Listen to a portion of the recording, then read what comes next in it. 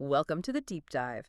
So today we're jumping into an area that, well, where common ideas might not quite match reality. We're talking about divorce initiation in Islam. Yeah. Many people, maybe myself included sometimes, kind of have this default picture of who ends a marriage. But, the sources we looked at show some pretty surprising things. They really do. Yeah. And what's striking is how quickly the material brings up a specific term, Khula. Khula, okay. Exactly. And it's framed very clearly as a woman's right to initiate divorce. Mm-hmm. Think of it like her pathway to seek release from the marriage contract. Uh-huh. Often this involves returning the the dower gift given at marriage, or Oh. maybe some other compensation that's agreed upon. Yeah. It's a recognized thing, Yeah. like in the legal frameworks. Okay, right. So let's really unpack this. Our goal here today is to get into what Khula actually means, how it works, and, well, the impact it has. Because it sounds like it challenges that initial, simpler picture. So based on our sources, what does this actually look like, in practice for a woman who wants to pursue Khula? Well, the sources, they give details on the practical side. Right. This isn't just some old theory. Typically, she'd go to an Islamic judge, a qadi, or maybe a community mediator. Okay.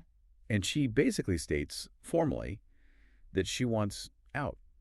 Often it's citing, irreconcilable differences or just feeling she can't fulfill her marital duties anymore. Right. And the key thing is, if the husband isn't willing to just grant a standard divorce, Khula gives her away. She can essentially buy back her freedom by returning that Mahr or something else. That feels like a really crucial point. It empowers her to move on, even if he's maybe resistant. Exactly. What kinds of reasons did the sources mention for women taking this route? Was it always like huge fights or problems Yeah. or broader things? Good question.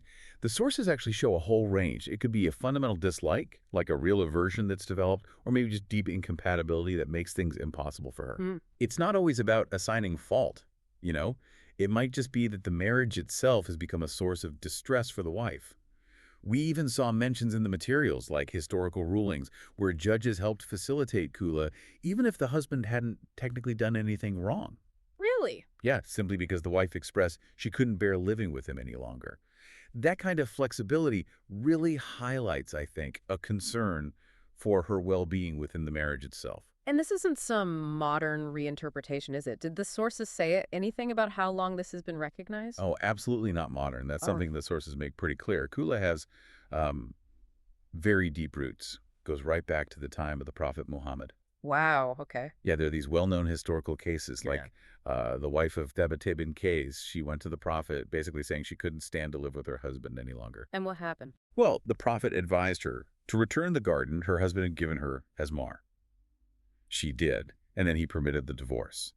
So this historical precedent, it really cements Khula not as some kind of loophole, but as a proper, long-standing right. Right. It definitely challenges that common idea that, only men can start the process. So, wrapping this up a bit, what's the big takeaway here? Our deep dive really shows that, okay, while yes, divorce is often started by the husband, Sure, that happens. Islam clearly provides women with this right to seek separation through Khula.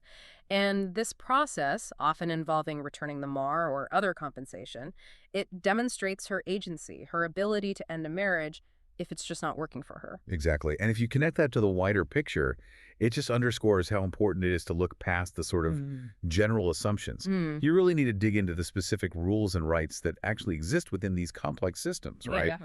The nuances really matter. They show a more, perhaps, balanced approach than people might think. Which leaves us with a thought to consider, maybe.